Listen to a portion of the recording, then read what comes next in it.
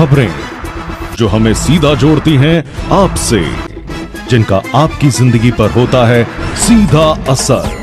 खबर का मतलब है एक भरोसा, और आपका भरोसा है हमारी जिम्मेदारी। ATL टीवी, भरोसा अलवर का। नमस्कार, ATL टीवी के सभी दर्शकों का स्वागत है। खबरों के साथ मैं हूं अर्चना चैन। बढ़ते हैं आज की हेडलाइंस के साथ।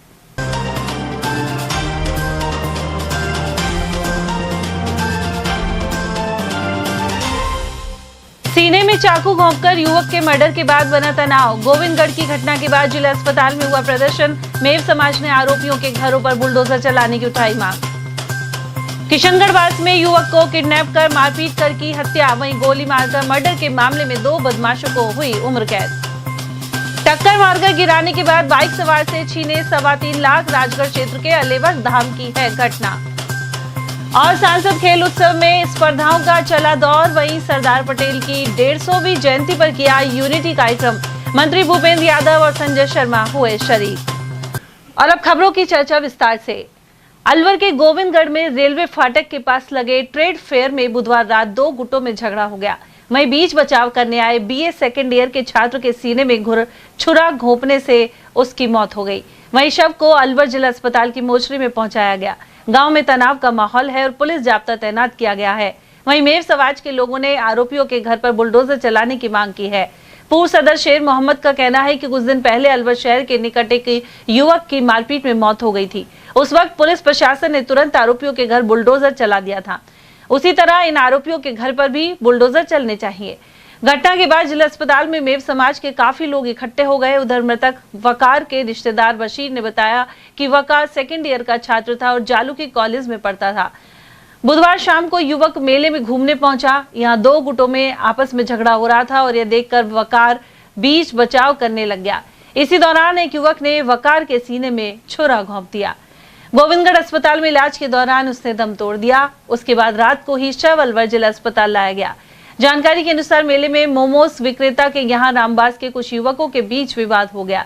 मामला महिलाओं पर छीटाकशी तक आ गया था। इसके बाद दोनों गुट मेले से बाहर आकर झगड़ने लगे। उधर पूर्व सदर शेर मोहम्मद ने भी घटनाक्रम की जानकारी दी।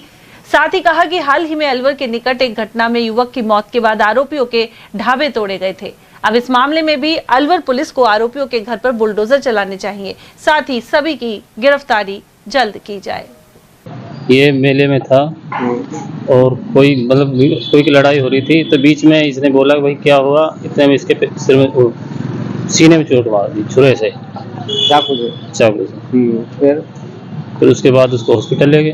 हॉस्पिटल से रेफर कर दिया।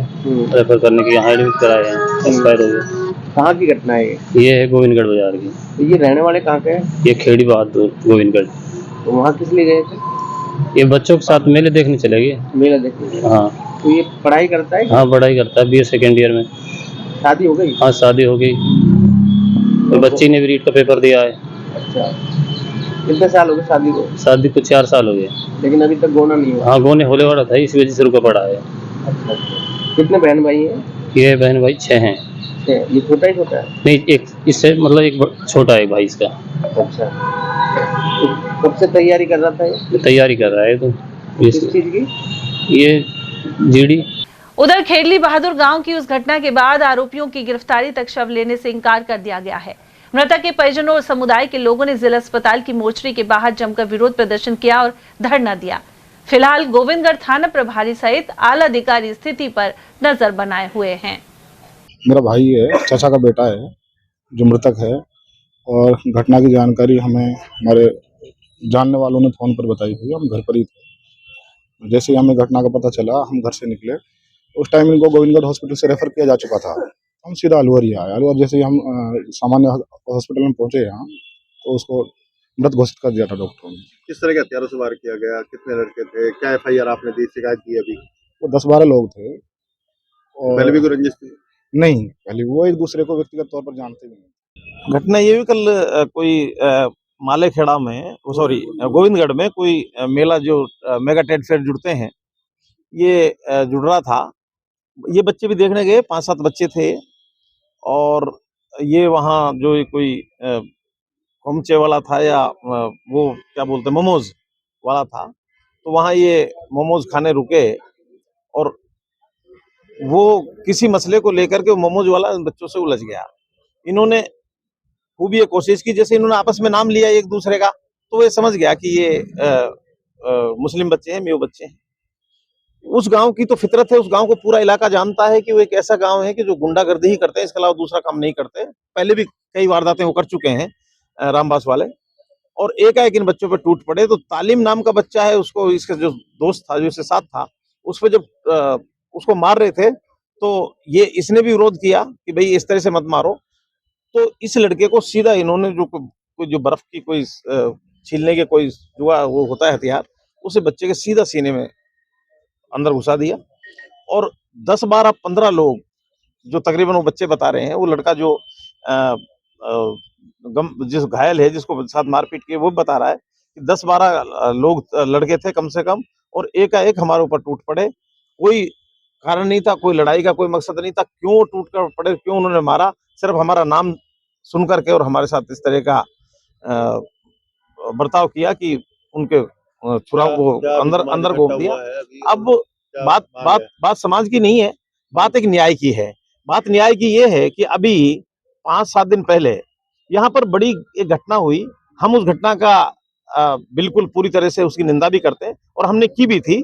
हमने सोशल मीडिया के माध्यम से की, प्रेस के माध्यम से की कि भाई किसी की हत्या हुई है, तो अगर सरकार कुछ भी कर रही है, सरकार ने वहां पर पुलिस ने वहां पर बुलडोजर भी भेजा, उनके घर भी तोड़े।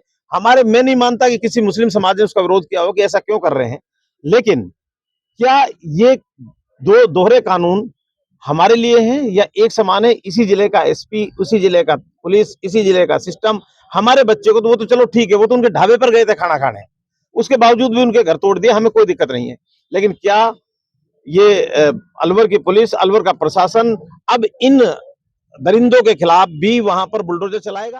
अग्रिम जैसी रिपोर्ट होगी, रिपोर्ट दर्ज होने के बाद अग्रिम कार्रवाई की जाएगी। समाज के लोगों को डिमांड कर रहे हैं गिरफ्तारी के बाद डेड बॉडी उठाएंगे, पोस्टमार्टम कराएंगे। गिरफ्तारी के लिए बिल्कुल टीमें गठित कर दी गई है और तलाश जारी है, जल्दी गिरफ्तार कर लिए जाएंगे।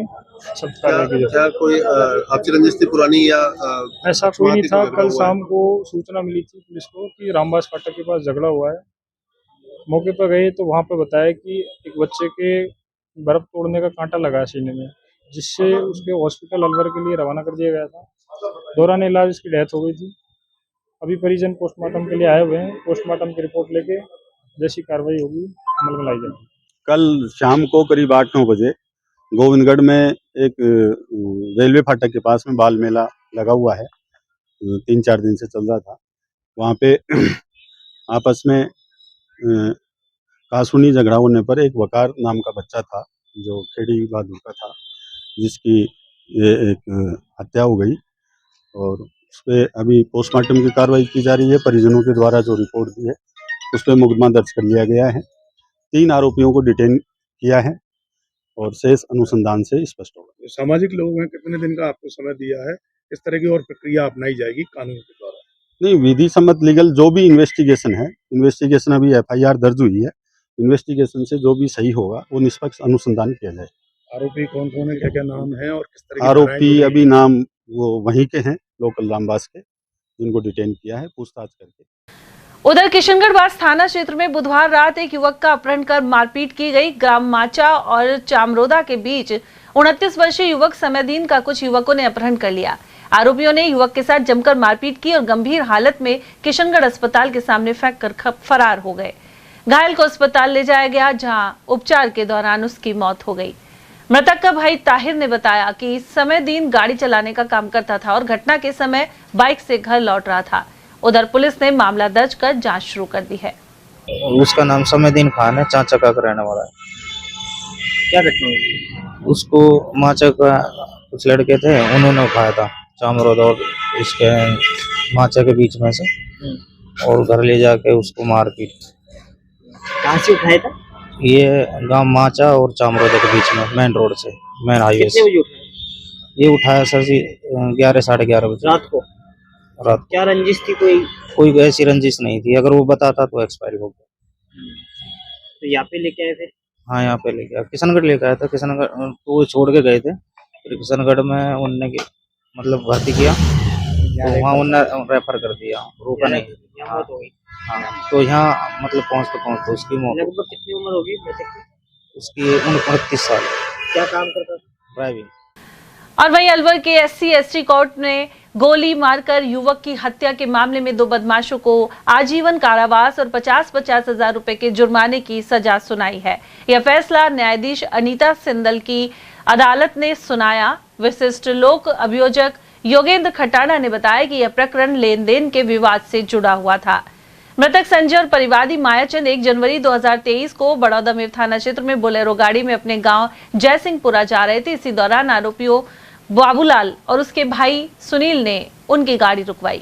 बाबूलाल ने संजय की कनपट्टी पर गोली मार दी, जिससे उसकी मौके पर ही मौत हो गई। वहीं सुनील द्वारा चलाई गई गोली से मायाचंद घायल हो गया था। घटना के बाद बड़ौदा मेव थाना पुलिस ने दोनों आरोपियों के खिलाफ IPC की धारा 302 और आर्म्स एक्ट के तहत मामला दर्ज कर चालान पेश किया था। वहीं अभियोजन पक्ष ने कोर्ट में 28 गवाहों के बयान दर्ज करवाए। साक्ष्यों और गवाहियों के आधार पर अदालत ने दोनों आरोपियों को आजीवन कारावास और 50-50 हजार रुपए के जुर्माने की सजा सुनाई है। देखिए, दिनांक 1 जनवरी 2023 को बड़ौदा मेव थाने में एक मायाचंद नाम के व्यक्ति के द्वारा एक FIR दर्ज करवाई गई, जिसमें उसने बताया कि जो कि जयसिंहपुरा का निवासी है, बड़ौदा मेव थाना अंतर्गत गांव पड़ता है, उसने बताया था कि मायाचंद ने कि मैं और मृतक संजय हम दोनों रेलवे फाटक जाडोली से थोड़ा आगे जयसिंहपुरा की तरफ जा रहे थे बोलेरो गाड़ी में। तभी संजय गाड़ी चला रहा था और मैं कंडक्टर साइड में बैठा था। तभी बाबूलाल और सुनील दोनों आए और बाबूलाल ने उसकी कनपटी पर पिस्टल लगा दी और पिस्टल लगाने के बाद में पिस्टल से फायर कर दिया, जिससे संजय मौके पर ही इंजर्ड हो गया। और दूसरा जो मुलजिम था सुनील ने फायर किया, जो कि कंडक्टर सीट पर बैठा था। दूसरा व्यक्ति मायाचंद जो FIR लॉजर है, वो उसके कंधे पर गोली लगी मायाचंद के। तो मायाचंद तो बच गया इस हादसे में। मायाचंद ने फिर अपने पर्चा बयानों में ये सारी बातें बताई। दोनों मुलजिमों के खिलाफ पुलिस ने IPC के धारा 302 के अंतर्गत चालान पेश किया। आर्म्स एक्ट का भी चार्ज था बाबूलाल के ऊपर। तो आज इसमें संजय नाम के व्यक्ति की मृत्यु हो गई थी इन लोगों के द्वारा किए गए हमले में। आज न्यायालय में हमने इसमें लगभग 28 गवाहों को प्रदर्शित करवाया, दस्तावेजी साक्ष्य प्रदर्शित किए, आर्टिकल्स पेश किए। आज न्यायालय ने अपना श्रीमती विशिष्ट न्यायाधीश श्रीमती अनीता सिंदल जी के द्वारा आज इस प्रकरण में अपना फैसला सुनाया गया है, जिसमें दोनों आरोपी बाबूलाल और सुनील, जो कि जयसिंहपुरा के निवासी हैं, दोनों को आजीवन कारावास की सजा से दंडित किया है और पृथक अर्थदंड से भी दोनों को दंडित किया है। तथा बाबूलाल के ऊपर 3/25 आर्म्स एक्ट में भी 3 वर्ष का कठोर कारावास की सजा से उसको दंडित किया है। बाकी दोनों को आजीवन कारावास, दोनों को मूल रूप से आजीवन कारावास की सजा से दंडित किया। तो ये दोनों ये आपस में एक ही गांव के थे या मृतक और मुलजिमान सभी एक गांव के थे, जयसिंहपुरा के निवासी थे। इनका आपसी पहले कोई रंजिश थी? हाँ, कोई आपसी इनका कोई विवाद था।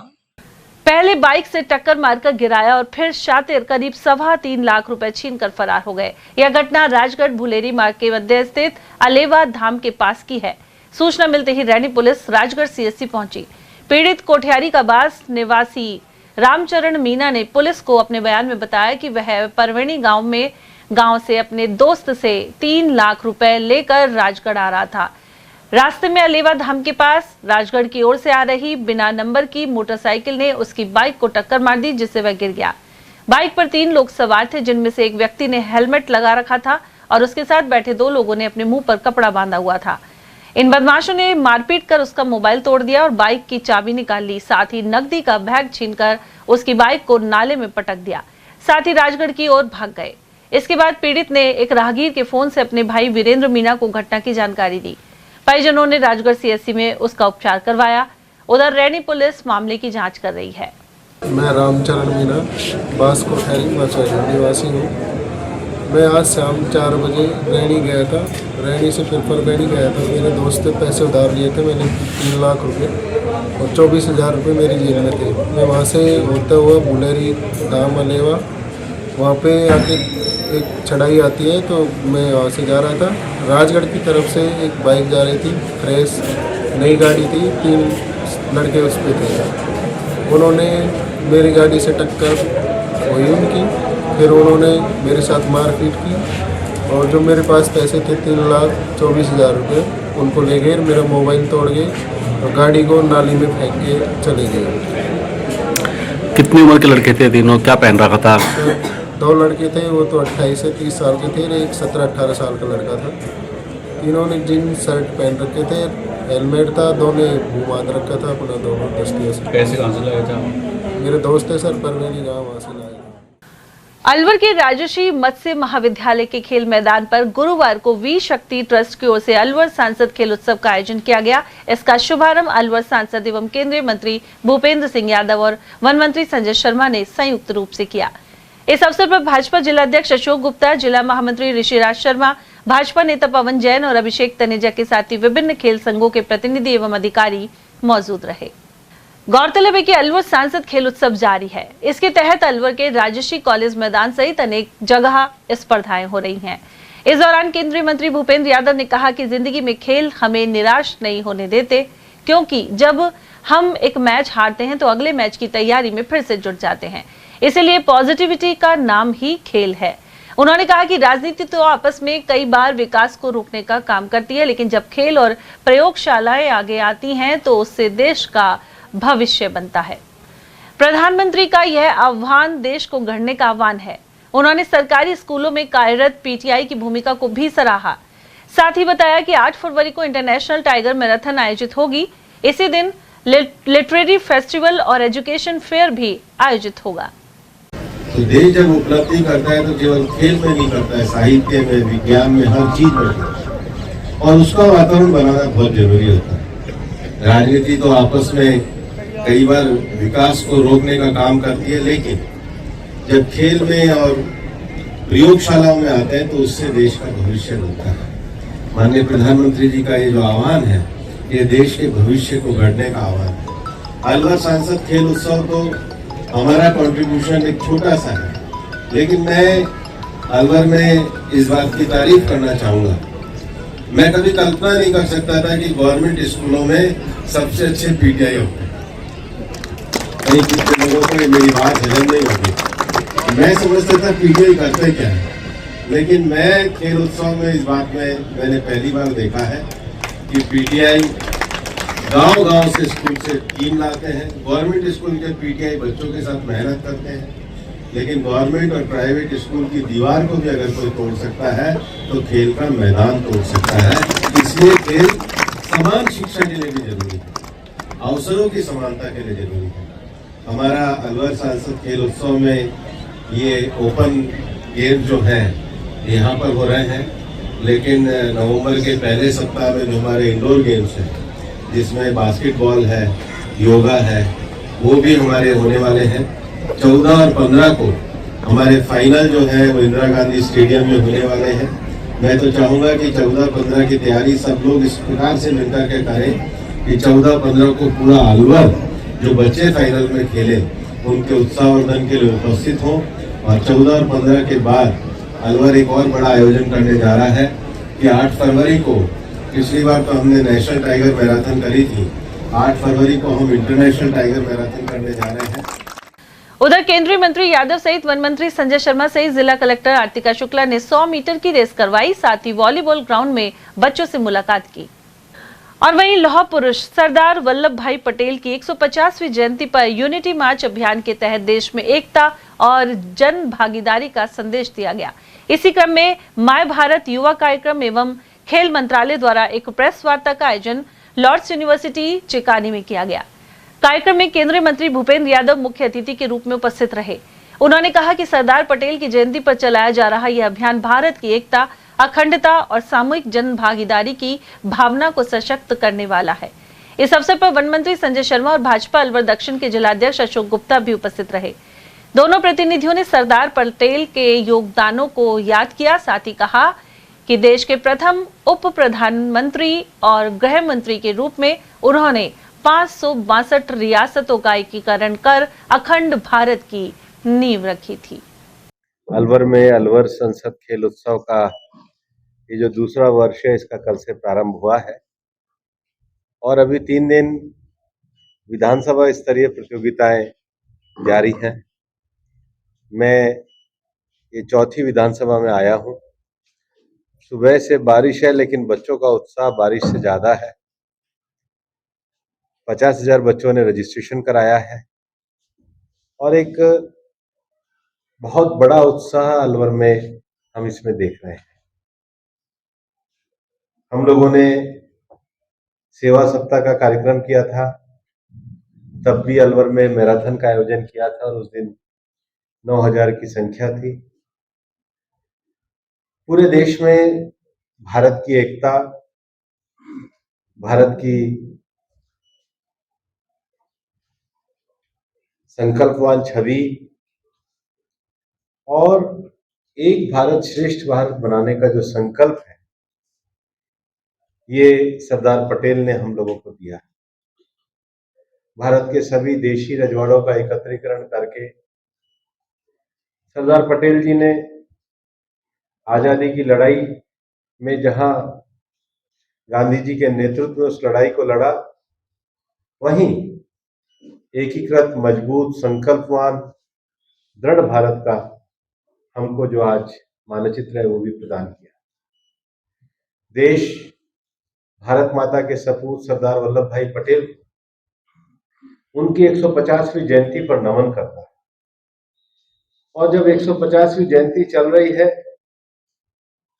तो दुनिया का जो एक अद्भुत एकता का पावन स्थल है, उस पावन स्थल और सरदार पटेल की जो जन्मस्थली है करमसद नगर, वहां से एकता नगर तक जहां स्टैच्यू ऑफ यूनिटी है, वहां 150 किलोमीटर की एक पदयात्रा का आयोजन भी 26 नवंबर से 6 दिसंबर तक किया जा रहा है। उस यात्रा की भूमिका के लिए 31 अक्टूबर जो सरदार पटेल की जयंती है, उस पर जिला जिला में एक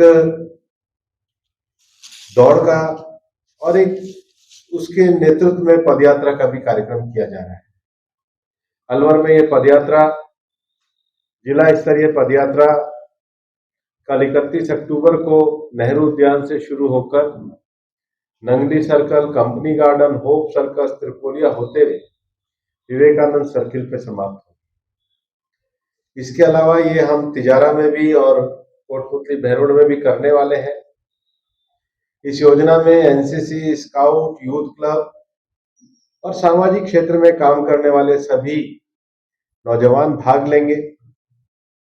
इस पदयात्रा के साथ ही डिजिटल अभियान भी शुरू किया गया है, जिसमें राष्ट्रीय एकता को लेकर के एक निबंध प्रतियोगिता का आयोजन है और आज के समय में जो डिजिटल मीडिया का उपयोग हम लोग करते हैं, कंटेंट क्रिएटिविटी जितनी अच्छी डिजिटल मीडिया पे आती है, वो नौजवानों को नए सृजनात्मक तरीके से सोचने पे, मैसेज पहुंचाने में एक योगदान देती है। उसके लिए एक रील प्रतियोगिता, ऑनलाइन रील कॉन्टेस्ट भी किया गया है।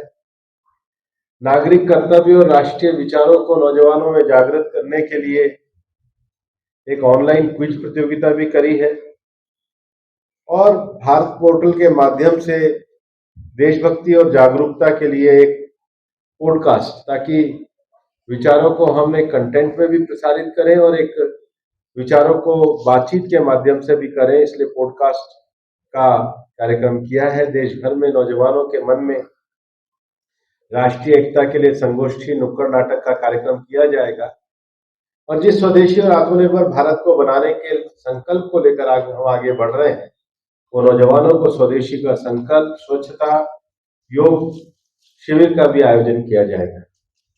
मित्रों, ये अभियान आज पूरे देश पे शुरू हो रहा है और अलवर जिले में हम इसको लॉन्च कर रहे हैं। गोपाष्टमी के पावन अवसर पर अलवर में अनेक आयोजन हुए। केंद्रीय मंत्री भूपेंद्र यादव ने गुरुवार को स्टेशन रोड स्थित सार्वजनिक गौशाला में पहुंचकर पूजा अर्चना की। उन्होंने गायों को गुड़ और चना खिलाने के साथ ही गौ सेवा और संरक्षण के महत्व पर भी प्रकाश डाला। साथ ही कहा कि गाय हमारी संस्कृति, आस्था और अर्थव्यवस्था का महत्वपूर्ण आधार है। उधर गौशाला समिति के संरक्षक अजय अग्रवाल ने बताया कि गोपाष्टमी के उपलक्ष्य में विशेष पूजा कार्यक्रम आयोजित किया गया, जिसमें केंद्रीय मंत्री भूपेंद्र यादव सहित अनेक श्रद्धालुओं ने भाग लिया। इस मौके पर गौशाला परिसर में गौ माता की आरती, भजन कीर्तन और प्रसाद वितरण का आयोजन हुआ। साथ ही सभी से गौवंश की रक्षा के लिए सहयोग की अपील की गई। श्री सार्वजनिक गौशाला में आज गोपाष्टमी का पर्व बड़े धूमधाम से मनाया जा रहा है। हजारों की तादाद में माताएं बहनें यहाँ गौ माता का पूजन कर रही हैं। आज केंद्रीय मंत्री आदरणीय भूपेंद्र यादव जी यहाँ पधारे, जिनका मंदिर में स्वागत किया गया और गौशाला समिति द्वारा उन्हें शाल उड़ाकर, माला पहनाकर उनका अभिनंदन किया गया और साथ ही गौशाला में सारी गौ माता की पूजा उनसे कराई गई और साथ ही जो एक गाय और बछड़ा होता है उसकी पूजा का विशेष महत्व होता है, वो भी आदरणीय भूपेंद्र यादव साहब और भारतीय जनता पार्टी के जिला अध्यक्ष जो अशोक घासीराम जी हैं उनके साथ और उनकी पूरी टीम को यहाँ किया गया। आज यहाँ विशेष हवन यज्ञ चल रहा है। हजारों की तादाद में यहाँ माताएं बहनें आई हुई हैं और बहुत सारे लोग भी आए हुए हैं और ये हर वर्ष हम लोग मनाते हैं। इसमें हम करीब 100 किलो दाने का प्रसाद बांटते हैं और सारी गौ माताओं को पूजन, जिसमें गुड़, हवन सामग्री और सब आती है और हवन भी चल रहा है। और चूंकि बरसात की वजह से थोड़ा सा विवादन पैदा हुआ, लेकिन सारी मौसम ठीक है, अवस्थाएं सारी अच्छी होने लगेंगी, ऐसा प्रयास है। और आदरणीय भूपेंद्र जी के आने से इस कार्यक्रम में 4 चांद लगे। मैं उन्हें कभी अपनी तरफ से आभार व्यक्त करता हूँ गौशाला समिति के तरफ से। पूरे गौशाला समिति ने आज सब लोगों का हार्दिक स्वागत व अभिनंदन किया है और ये गोपोत्सव पर्व हर वर्ष मनाते हैं और हर वर्ष हजारों की तादाद में यहाँ लोग आते हैं और गोपाष्टमी पर्व को मनाते हैं। ऐसा मानना है कि जिसने गोपाष्टमी पर्व दीपावली के अष्टमी के 8 दिन बाद आता है और ये गौ माताओं की वैभवता के लिए है, गौ माता को बचाने के लिए है। मेरा तो आपके माध्यम से ये राज्य सरकार और केंद्रीय सरकार से भी हम गौ माता को राष्ट्र माता का दर्जा दिया जाए, इसकी हम सब लोग की मांग बहुत वर्षों से चली आ रही है। क्योंकि भारतीय जनता पार्टी की सरकार केंद्र में है और हम लोग हिंदू उसमें आते हैं, तो हमारी सबसे बड़ी मांग है गौ माता को राष्ट्र माता घोषित किया जाए, जिससे गौ माता का संरक्षण और बढ़िया ढंग से हो सकता है, ऐसा मेरा मानना है। आप सभी आपके व्यूवर्स को भी मैं अपनी तरफ से गोपाष्टमी पर्व की बहुत बहुत शुभकामना देना चाहता हूँ और साथ ही एक आह्वान और करना चाहता हूँ। आगामी 2 तारीख देवोठनी 11 को गौशाला में हमारे यहाँ गरीब कन्याओं के 13 जोड़ों का विवाह है। उस विवाह समारोह में भी आपका आमंत्रित करता हूँ, आप आइएगा और गरीब कन्याओं का विवाह किस तरह से यहाँ सतीश चैरिटेबल ट्रस्ट और गौशाला समिति मिलकर कर रही है। और वहीं इस दिन भगवान श्री कृष्ण पहली बार गौ चराने के लिए गए थे। साथ ही उनका नाम गोपाल यानी गायों का पालक पड़ा था। गोपाष्टमी पर अलवर की मौनी बाबा गौशाला में बड़ी संख्या में महिलाएं गौ पूजन के लिए पहुंची। गौशाला संचालक राजेश जोशी ने यह जानकारी दी। इनमें कृष्णा जोशी, सुमन खंडेलवाल, कृष्णा खंडेलवाल, सुनीता, बबली, तनेजा, गुड्डी शर्मा, विद्या, पूनम और विमला गोयल आदि शामिल थे। वहीं जानकी दास महाराज, बालक दास महाराज और अनेक गौ सेवक भी मौजूद रहे। कार्तिक मास शुक्ल पक्ष नवमी पर आंवला नवमी शुक्रवार को श्रद्धा पूर्वक मनाई जाएगी। स्कीमदस निवासी पंडित यज्ञदत्त शर्मा के अनुसार इस नवमी से पूर्णिमा तक भगवान विष्णु और लक्ष्मी जी के आंवला वृक्ष में निवास करने की मान्यता है। ऐसे में महिलाएं नवमी पर आंवला वृक्ष की पूजा और परिक्रमा कर कथा सुनती हैं। इस दिन किए गए दान पुण्य और पूजा पाठ का फल अक्षय यानी कभी समाप्त नहीं होने वाला होता है, इसलिए इसे अक्षय नवमी भी कहते हैं। कार्तिक मास शुक्ल पक्ष की नवमी को मनाई जाने वाली आंवला नवमी कल 31 अक्टूबर शुक्रवार को बड़ी श्रद्धा के साथ रवि योग व वृद्धि योग के शुभ संयोग में मनाई जाएगी। शास्त्रों कार्तिक शुक्ल पक्ष से पूर्णिमा तक भगवान विष्णु माता लक्ष्मी जी सहित आंवले के वृक्ष में निवास करते हैं, इसलिए इस दिन महिलाएं आंवले के वृक्ष की पूजा परिक्रमा करके आंवला नवमी की कथा सुनती है। शास्त्रों इस दिन किए गए दान पुण्य पूजा पाठ का फल अक्षय अर्थात जो कभी नष्ट नहीं होने वाला है, इसलिए इसे अक्षय नवमी भी कहते हैं। पौराणिक कथानुसार एक समय माँ लक्ष्मी जी ने भगवान विष्णु व भगवान शंकर की एक साथ पूजा करने का संकल्प लिया था, क्योंकि जैसा कि माना जाता है तुलसी में भगवान विष्णु को परम प्रिय वास माना जाता है और बेलपत्र में भगवान शंकर का, इसलिए इन दोनों के गुण आंवले के वृक्ष में थे। इसलिए माँ लक्ष्मी ने दोनों देवताओं को प्रसन्न करने के लिए आंवले के वृक्ष की पूजा करके, परिक्रमा करके, उसके नीचे बैठ करके आंवला नवमी की कथा सुनी और वहीं बैठ करके आंवले के वृक्ष के नीचे भोजन किया। इसलिए बहुत सी महिलाएं आंवले के वृक्ष की पूजन करके वहीं भोजन करके सुख समृद्धि, पुत्र पौत्रादि व धन ऐश्वर्य का विशेष आशीर्वाद मांगती है और आंवला का वृक्ष सभी महिलाओं को विशेष उन्नति व प्रगति का शुभ आशीर्वाद प्रदान करते हैं। इसलिए कार्तिक मास शुक्ल पक्ष में आंवला नवमी का विशेष महत्व शास्त्रों में माना गया है। सदर थाना क्षेत्र के कारोली बाग के समीप हाईवे पर शुक्रवार सुबह प्लास्टिक दोनों से भरी एक कैंट्रा गाड़ी पलट गई। अचानक अनियंत्रित होकर गाड़ी पलटने से उसमें भरे प्लास्टिक दानों के कट्टे सड़क पर बिखर गए, जिससे हाईवे पर कुछ समय के लिए जाम लग गया।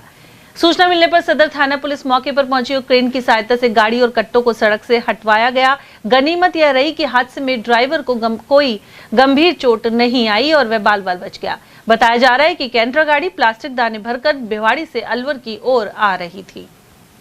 ततारपुर चौराहे के पास अलवर रोड पर सीएनजी गाड़ी में लीक होने के कारण तेज धमाका हो गया। इसके चलते भारी मात्रा में धुआं भी उठा और अफरा तफरी मच गई। जानकारी के अनुसार रात्रि में नीमराना से अलवर जा रही सीएनजी गाड़ी तेज धमाके के साथ लीक हो गई। ऐसे में तेज धमाके की आवाज आई और क्षेत्र के लोग जग गए। उधर मौके पर पहुंचे ततारपुर थाना अधिकारी ने घटना की जानकारी ली। मालाखेड़ा थाना क्षेत्र के ग्राम बडेर में स्थित कुएं में एक छात्र का शव मिलने से क्षेत्र में सनसनी फैल गई। इस शव की शिनाख्त 27 अक्टूबर को लापता हुए छात्र हिमांशु के रूप में हुई है। स्थानीय लोगों ने बताया कि 27 अक्टूबर को बडेर निवासी हिमांशु यादव स्कूल में सरदर्द होने की बात कहकर आ गया था, लेकिन घर नहीं पहुंचा। जानकारी मिली है कि रास्ते में यह छात्र एक दूध विक्रेता के वाहन पर बैठकर आया, लेकिन रास्ते में उतर गया। इसके बाद वह लापता हो गया था, जिसका कोई सुराग नहीं लगा। परिजनों ने छात्र की गुमशुदगी की रिपोर्ट थाने में दर्ज करवाई थी। सूचना मिलने पर पुलिस ने हिमांशु के शव को कुएं से बाहर निकाल लिया। इस दौरान मौके पर पुलिस और ग्रामीणों की भीड़ एकत्रित हो गई और अलवर से रेस्क्यू टीम बुलाई गई। कुएं के पास छात्र का बैग मिला था और इसके बाद खोजबीन शुरू हुई। मृतक बालक 12 भड़कोल स्थित अमित सीनियर सेकेंडरी स्कूल में 12वीं कक्षा में पढ़ता था। थानाधिकारी हरदयाल ने बताया कि पुलिस सभी पहलुओं से जांच कर रही है। बच्चा है हिमांशु यादव, उम्र करीब 15-16 वर्ष है और जो स्कूल में पढ़ता था तो स्कूल से टीचर से कह के कि भाई मुझे सिरदर्द हो रहा है, इस तरह की बात बता के स्कूल से जाना ज्ञात हुआ है। और ये दिनांक 27/10/2025 की करीब 11:30 बजे की घटना है स्कूल की। तो उसके बाद में आज बच्चे का सब एक कुएं में मिला है तथा बैग में मिला है। तो इस संबंध में अभी एफएसएल की टीम और एमओबी की टीम मौके पर आई है और सुबह बोर्ड द्वारा पोस्टमार्टम कराया जाएगा और मृत्यु के कारणों की गहराई से जांच की जाएगी। उधर पंचायत समिति सदस्य राकेश कुमार यादव ने बताया कि लापता की तलाश में पुलिस प्रशासन और स्कूल प्रबंधन की ओर से विशेष सहयोग नहीं किया गया। छात्र के परिजनों को सूचना के बिना उसके स्कूल से चले जाने के पीछे प्रबंधन की लापरवाही की भी जांच होनी चाहिए। पूर्णतः उसकी गलती है, न ही किसी प्रकार का उन्होंने हमें इस बारे में जानकारी दी और न ही 4-5 दिनों से हमारा उन्होंने कोई सहयोग किया। देखिए लगातार 27 तारीखों से हम परेशान हैं और इनको ढूंढ रहे हैं। पुलिस के द्वारा भी हमने प्रथम सूचना वहाँ दी गई और वहाँ से 1-2 बार पुलिस गई, उसके बाद में कोई कार्रवाई पुलिस के द्वारा नहीं की गई और लगातार हम स्कूल प्रशासन पर दबाव बनाते रहे, लेकिन आज तक ना तो हमारे को किसी भी प्रकार की समस्या का स्कूल प्रशासन ने हमारा कोई समस्या का समाधान नहीं। मुंडावर के खानपुर अहिर गांव में गौरक्षकों ने गौवंश से भरी पिकअप जब्त की है। बताया जाता है कि संदेह होने पर गौरक्षकों ने पिकअप रुकवाई। इसके बाद वाहन में कई गायें और बछड़े भरे मिले। सूचना मिलने पर पुलिस मौके पर पहुंची और पिकअप सहित गौवंश को कब्जे में ले लिया। गौवंश को गौशाला में भिजवाया गया है। वहीं गौ सेवक गजेंद्र सिंह पूनिया का आरोप है कि संबंधित आरोपी दूसरी बार गौ तस्करी करते हुए पकड़ा गया है। टपुकड़ा थाना क्षेत्र के ग्राम भूपखेड़ा में कहासुनी को लेकर 2 पक्षों में विवाद बढ़ गया और उसके बाद खूनी संघर्ष में लाठियां चलने से 3 लोग गंभीर रूप से घायल हो गए। सभी घायलों को जिला अस्पताल में लाकर भर्ती करवाया गया है। जख्मी हुए अजहरुद्दीन ने बताया कि उसका भाई जयपुर में पढ़ाई करता है, लेकिन जब भी वह गांव आता है कुछ पड़ोसी उनसे विवाद करने लग जाते हैं। ऐसे में कहासुनी बढ़ने पर झगड़ा हो गया और अजहरुद्दीन और हमरुद्दीन घायल हो गए। वहीं दूसरे पक्ष से हनीफ को भी चोटें लगी हैं। पुलिस ने घटना की जानकारी मिलने पर हालात का जायजा लिया है। किया है झगड़ा, एक हमारा भाई है वो पढ़ रहा है, तो वो पढ़ाई के चक्कर में लग रहे हैं कि ये भाईचुद कैसे ही आगे जा रहे हैं, इनको ये दिक्कत हो रही है। वो जयपुर पढ़ता है, उसको फंसाने के चक्कर में है सारे, उसी को वो जब भी घर आता है कुछ ना कुछ करते हैं। फिर आपके कितने लोग घायल हुए हैं? हमारे मेरा पापा है और मैं, बस दो ही हैं। आपके पापा का नाम क्या है? कमरुद्दीन। आपका? अजहरुद्दीन। हमला किसने किया आपके ऊपर?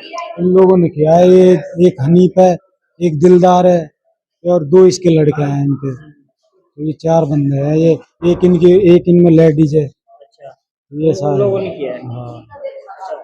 कौन सी गाँव घटना है? बूब कहड़ा की है, टप्पू किस चीज से हमला किया? पापा के यहाँ तो रोड वो साइकिल का वो होता है ना चैन का, वो मारा है, वो इस पे वहाँ मारा है। मेरे यहाँ पे पत्थर दिया है। अलवर से पीपलखेड़ा सवारियां लेकर जा रहे टेम्पो को तेज रफ्तार ट्रैक्टर ने जोरदार टक्कर मार दी। टक्कर इतनी भीषण थी कि टेम्पो में सवार 5 लोग गंभीर रूप से घायल हो गए। हादसे के तुरंत बाद स्थानीय लोगों की मदद से घायलों को इलाज के लिए जिला अस्पताल लाया गया, जहां 3 लोग भर्ती हैं और उनका उपचार जारी है। उधर घायल के परिजन मुकेश चंद ने बताया कि रूपचंद्र टेम्पो लेकर अलवर से रवाना हुए थे। इसी दौरान ट्रैक्टर ने साइड से टक्कर मार दी। घटना के बाद ट्रैक्टर चालक मौके से फरार हो गया। पुलिस उसकी तलाश कर रही है। टेम्पो से एक्सीडेंट, टेम्पो ने टक्कर मार दी? हाँ, ट्रैक्टर ने टक्कर मार दी टक्कर मार दी टेम्पो में। टेम्पो में सवारी थी, बैठा टेम्पो पलट गए फिर? नहीं, बिल्कुल ही खत्म हो गया वो तो, ट्रॉली के नीचे घुसा। बीच से टक्कर मारी आगे? मतलब ट्रैक्टर घूम रहा है जब बगल में से। हाँ, ट्रैक्टर चालक फरार हो गया? नहीं, पकड़ लो थाने में। कौन थाना लगेगा? बड़ौदा में। आप कहाँ से? महुआ कला। घटना का हुई है? अरे कहाँ पे हुई है? बड़ौदा में से आगे मीना के पास। ये आ रहे थे क्या वहाँ से? नहीं, ये जा रहा था अलवर की तरफ से। अलवर की तरफ से अपने गाँव जा रहे थे? हाँ। अलवर की स्कीम नंबर 2 गुरुद्वारा सिंह सभा से गुरुवार को 7वीं प्रभात फेरी निकाली गई। इस दौरान धीरज पोपली और मनीष पोपली द्वारा पुष्प वर्षा का स्वागत किया गया। गौरतलब है कि कुल 11 प्रभात फेरियां निकाली जाएंगी। यह प्रभात फेरी रोजाना सुबह 5 बजे गुरुद्वारे से आरंभ होती हैं। इस मौके पर उप प्रधान गुरप्रीत सिंह लक्की, मुख्य सेवादार गुरनाम सिंह राजू, प्रेम सिंह, राजेंद्र सिंह और डीपी सिंह आदि मौजूद रहे। वहीं मुख्य शब्द गायक हरप्रीत सिंह, तबला वादक बबलू सिंह, मनप्रीत सिंह और मुख्य ग्रंथी रंजीत सिंह सहित संदीप सिंह ने शब्द कीर्तन किए। अरदास के साथ ही संगत को प्रसाद वितरण भी किया गया। और अब खबर बरसात की, जहां रिमझिम बारिश के चलते फसलों को लाभ की उम्मीद की जा रही है, वहीं सर्दी में भी बढ़ोतरी हो रही है। अलवर निवासी ओमवीर यादव ने बताया कि बारिश से चने, गेहूं और सरसों की फसल बेहतर होगी। वहीं इस बार राजस्थान में सभी जगह पर्याप्त वर्षा हुई है। वहीं ग्राम किशोरी निवासी किसान छोटे लाल के अनुसार बारिश से खेती को लाभ होगा। उन्होंने बताया कि मावठ की वर्षा को अमृत के समान माना जाता है। अन्य किसानों ने भी चने, गेहूं, बाजरे और सरसों में लाभ की बात कही है। पहले राजस्थान को मरु प्रदेश कहा जाता था। अब की बार राजस्थान में सारे देश में सबसे ज़्यादा बरसात हुई है और जिस जगह जैसलमेर, बाड़मेर, जालौर, सिरोही, पाली ये जो ज़िले थे, यहाँ पीने के पानी भी नहीं होता था। अब की बार भगवान मेहरबान हो रहा है। 20 दिन पहले बरसात हुई थी और अब भी बहुत अच्छी बरसात हो रही है और जिससे किसानों के चेहरे खिले हुए हैं। मैंने खुद अपने खेत में 35 बीघा चने लगाए हैं। चने बाहर निकल गए, उग गए, नई कोंपल आ गई है। तो मेरा ये मानना है कि जब अब जो बरसात हो रही है इससे फसलों को बहुत ज़्यादा फ़ायदा, और इसको देखते हुए दिसंबर जनवरी में लोग कहते हैं दूसरे किसान की मावठ दोबारा होएगी, इस तरह का अनुमान है। तो अब की बार औसत से ज़्यादा बुआई हुई है और औसत से ज़्यादा पैदावार है। खेती का फायदा है सब आला कम सा, तो बरसात बरसने से सरसों सही है, चना भी सही है, गेहूँ भी उग गया, ये आले से इससे फायदा रहा। हाँ, कुछ फायदा, पानी की जो पूर्ति होती है। हाँ, पानी की पूर्ति होती है। अगर चना में फायदे से सिर्फ में फायदे सब क्या है, फायदे से बारिश से, हाँ फायदों से पानी की बचत है, रोग भी धो जाएगा है, पेड़ से उठ जाएगा, चना वना गेहूँ, हाँ चना वना गेहूँ में फायदो ही सब क्या है फायदो ही से, हाँ नुकसान वाली कोई बात कोई नहीं। क्या नाम है आपका? मित्र सेन पड़ावा। के रहने वाले? पड़ावा, गाँव पड़ावा। और वहीं अलवर में गुरुवार सुबह से ही बूंदाबांदी के चलते अलवर मंडी में कृषि जिन्सों की आवक अन्य दिनों की तुलना में कम रही। इसके कारण मंडी परिसर में सन्नाटा सा पसरा रहा। व्यापारी महेश खंडेलवाल ने बताया कि सुबह से ही बूंदाबांदी का दौर चलने से आवक कम रही। वहीं पिछले करीब 15 दिनों से सरसों, गेहूं, बाजरा और कपास के भाव स्थिर बने हुए हैं। एक तो आज मौसम खराब है, मौसम खराब की वजह से कृषि मंडी में आवक कम रही, क्योंकि सुबह से ही बूंदाबांदी चल रही है और गांव में बूंदाबांदी हो रही है। उस वजह से किसान माल कम लेकर आए हैं, लेकिन फिर भी माल थोड़ा बहुत तो आता ही है। आप समझिए सरसों की आमद करीब 1000 से 1500 कट्टों की आमद है, जिसका सरसों का भाव 750 रुपये 42 स्लैब का भाव है। नीचे में जिस तरह से जो भाव ऊपर में समझिए अगर आप 750, नीचे में 6400 रुपया, बाकी लैब के ऊपर डिपेंड करता है। जितनी जो लैब आता है उसके कंडीशन के हिसाब से माल बिकता है। गेहूं का बाजार आप समझिए करीब कोई गेहूं की आमद सबसे पहले तो 100-150 कट्टों की है कुल जी, और गेहूं का बाजार समझिए आप 2500 से लेकर 2550 तक। और बाजरे का जो नीचे में भाव 1900 रुपये है, ऊपर में जो बिल्कुल सुपर फाइन आ रहा है वो जो ग्रेडिंग वाले ले रहे हैं उसका भाव 2500 से लेकर 2600 तक का है। और कपास का रहा, कपास की भी आवक आज कम है मौसम के अनुसार, तो कपास की आमद आप समझिए ज़्यादा से ज़्यादा 500 या 700 पल्ली के आसपास है। बाकी वो तो थोड़ा बहुत व्यापारियों का है, पिछला माल पड़ा हुआ है, भाव की वजह से नहीं बिक पाया। लेकिन जो लेटेस्ट जो बाजार है उसमें 7300 7350 ऊपर में सुपर फाइन है, नीचे में 6500 रुपये बिक रहा है।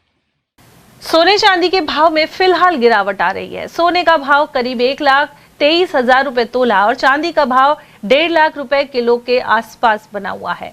स्थानीय ज्वेलर्स ने बताया कि चांदी में करीब 25,000 रुपए किलो और सोने में लगभग 12,000 रुपए तोला की गिरावट आई है।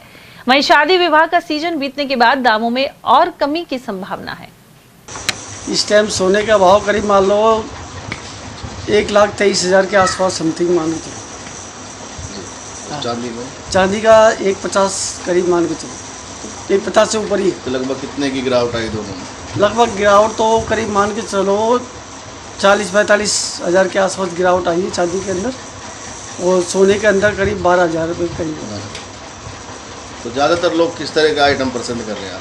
ज़्यादातर अधिकतर क्या है, शोरूम को भागते हैं, शोरूम पर लेते हैं। जो हॉलमार्क का नाम है कि हॉलमार्क का लेना है, वो चाहे पीछे चाहे कितना भी पुलिस का माल हो, चाहे कैसा ही माल हो, नाम हॉलमार्क का देख लिया, स्टैम्प देख लिया, भाई हॉलमार्क का है, उसको शुद्धता कराओगे तो उसमें बहुत काफ़ी अंतर निकलता है। तो अब सावन शुरू होने वाले हैं, तो ज़्यादातर लोग किस तरह का आइटम खरीदते हैं? ज़्यादातर तो वही फैंसी आइटम खरीद रहे हैं लोग, फैंसी आइटम के अंदर ही पोल है, ज़्यादा फैंसी चल रहे हैं। फैंसी चल रहे हैं। तो इस समय किस तरह के आइटम ज़्यादा बिक रहे हैं? इस टाइम जो ये मीनाकारी का है, जयपुर का जड़ाई का है, इस तरह का आइटम ज़्यादा चल रहा है। हाँ, तो आगे कुछ भाव गिरने की संभावना? हाँ, आगे कुछ भाव संभावना है कि 15 दिसंबर के आसपास कुछ गिरने की संभावना है। लेकिन सावे आ रहे हैं तो नहीं, सावे आ रहे हैं 15 दिसंबर के बाद में बिल्कुल सावे डाउन हो जाएंगे, तो उसमें भाव गिर सकते हैं। तो शहर की दुकानदारी में और गांव की दुकानदारी की बात करें अपन, तो शहर में अधिकतर लोग ज़्यादातर फैंसी आइटम पसंद हाँ, शहर में अधिकतर वही फैंसी पसंद करते हैं। गाँव के लोगों को जो सावे आते हैं, गाँव के लोग भी आजकल फैंसी लेने लगे हैं, लेकिन क्या है, गाँव में उधार के कारण अच्छा काम चल रहा है, शहर में बिल्कुल ना के बराबर है। अलवर की नजर बगीची स्थित स्काउट गाइड जिला मुख्यालय पर 7 दिवसीय स्काउट गाइड बेसिक ग्रुप शिविर का समापन हो गया। शिविर में अलवर डाइट, चेकानी और हरसौली बीएसटीसी कॉलेज की 135 छात्र अध्यापिकाओं को प्रशिक्षित किया गया। शिविर प्रभारी सुरेश कुमार ने बताया कि बीएसटीसी पाठ्यक्रम के तहत 7 दिवसीय स्काउट गाइड का कोर्स अनिवार्य होता है। शिविर में अनुशासन में रहने, मूलभूत नियम, प्रतिज्ञा और पायनियरिंग सहित स्काउटिंग गाइडिंग के बारे में प्रशिक्षित किया गया। ये राजस्थान राज्य भारतीय स्काउट गाइड जिला मुख्यालय अलवर के तत्वाधान में बीएसटीसी की छात्रा अध्यापिकाएं हैं, उनका ये कैंप था। 24 तारीख से शुरू हुआ, आज 30 तारीख को इसका समापन है। इसमें 134 लड़कियों ने भाग लिया। 3 कॉलेजें आई थी, एक हरसोली की, एक चिकानी की और एक अपने डाइट अलवर की लड़की। तो इसमें इनको फंडामेंटल स्काउटिंग के जो मूलभूत सिद्धांत है, इसकी परिभाषा वगैरह, इसके साथ साथ इनको टेंट पिचिंग, कैंप कला, कैसे औजारों को काम में लेते हैं, कम से कम संसाधनों में कैसे जीते हैं, इसके साथ साथ पायनियरिंग, जो विभिन्न प्रकार की जांचें होती हैं वो, और फर्स्ट एड के बारे में इनको जानकारी दी गई। अलवर के कालाकुआं रामकिशन कॉलोनी स्थित श्री वेंकटेश बालाजी दिव्य धाम मंदिर में कार्तिक मास के उपलक्ष्य में भागवत कथा हो रही है।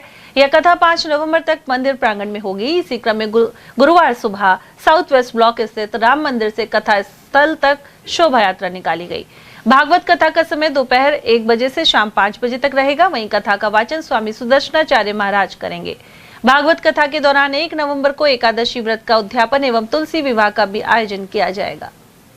महिला सशक्तिकरण के लिए अलवर के करौली कुंड के समीप स्थित गायत्री शक्तिपीठ में 3 माह का निःशुल्क सिलाई प्रशिक्षण 1 नवंबर से शुरू होगा। गायत्री परिवार द्वारा यहां मार्च 2013 से लगातार महिलाओं के लिए 3-3 माह के प्रशिक्षण सत्र निःशुल्क संचालित होते हैं। आगामी सत्र 1 नवंबर से शुरू होगा और इसके लिए 31 अक्टूबर तक गायत्री मंदिर से फॉर्म प्राप्त कर पंजीयन कराया जा सकता है। अलवर में जिला विधिक सेवा प्राधिकरण सचिव ने संप्रेषण गृह का आकस्मिक निरीक्षण किया। सचिव मोहनलाल सोनी ने यहां रह रहे किशोरों के हितों और सुविधाओं की स्थिति का मूल्यांकन किया। निरीक्षण के समय संप्रेषण गृह में 18 बालक और 7 स्टाफ सदस्य उपस्थित पाए गए। सचिव सोनी ने मरम्मत कार्यों का भी अवलोकन किया।